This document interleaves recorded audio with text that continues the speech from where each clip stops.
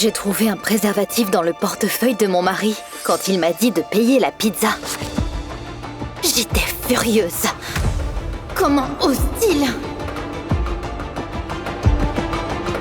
Je suis parfaite. PDG d'une entreprise, belle, intelligente. Je voulais le confronter sur le champ. Mais j'ai décidé d'exposer le tricheur d'une manière plus élégante. Chérie, mange un peu. Sinon, ça va refroidir.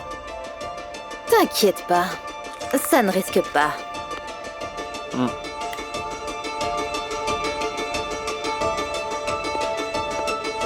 Dès que Charles est entré dans la douche, j'ai voulu vérifier son téléphone.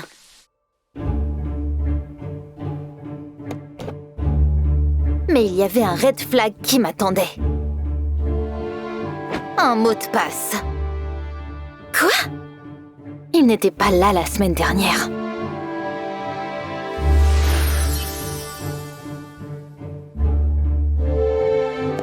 Apparemment, il avait trouvé une maîtresse assez récemment. Mais ce n'était pas grave, car je savais qu'il pouvait m'aider à trouver la vérité. Le lendemain, comme d'habitude, j'étais très occupée. Et je n'arrivais pas du tout à me concentrer sur le travail. J'ai attendu patiemment jusqu'à 14h, car j'avais un rendez-vous avec Bethany. Une femme âgée qui a été l'assistante de Charles pendant plus de 10 ans. Elle savait tout sur lui. Mais elle a fini par me décevoir. Monsieur Brown m'a virée il y a un mois, vous savez, et a engagé une jeune assistante. J'étais furieuse. Pour la première fois de ma vie, j'ai pris un jour de congé et je me suis immédiatement précipitée à la clinique de Charles. Au fond de moi, j'espérais attraper mon mari en flagrant délit. Malheureusement, il n'y avait personne.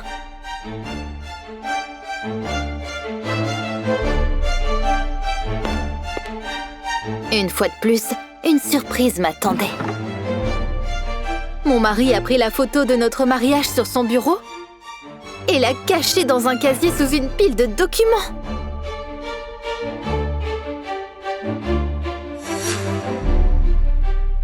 Bien sûr. C'est embarrassant de regarder sa femme dans les yeux pendant que tu fais l'amour à ta secrétaire.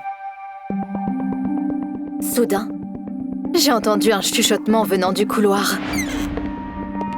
Oh, Madame Brown, c'est vous! Je pensais que votre mari était rentré de la conférence. L'agent de sécurité m'a dit que Charles était parti dans une ville voisine et qu'il avait emmené sa nouvelle assistante avec lui. Après avoir fait des recherches sur Internet, j'ai appris qu'il n'y avait pas de conférence en cours. Cependant, il y avait un hôtel confortable près du lac. Charles a donc décidé de passer un week-end romantique, hein?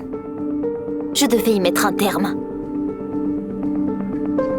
J'ai soudoyé la réceptionniste et elle m'a laissé entrer dans la chambre. Il y avait des bougies partout. Et un bouquet chic dans un vase. Mon mari était sous la douche, prêt à me tromper à nouveau. Ou peut-être qu'il avait fini. Mais ça n'avait plus d'importance. Après tout, je le tenais. Quand Charles est revenu dans la chambre, je n'ai pas pu m'en empêcher. Surprise!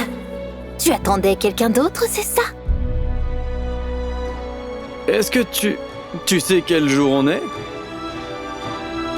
Le jour où je t'ai pris la main dans le sac.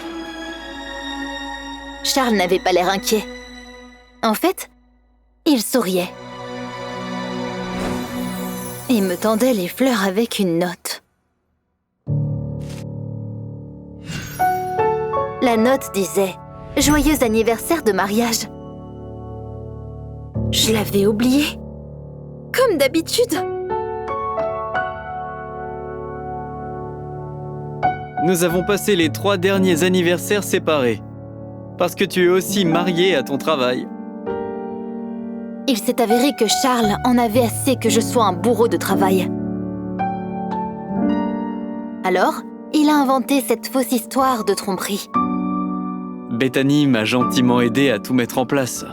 Parce que, à son âge, elle a réalisé qu'aucun travail n'est plus important que la famille.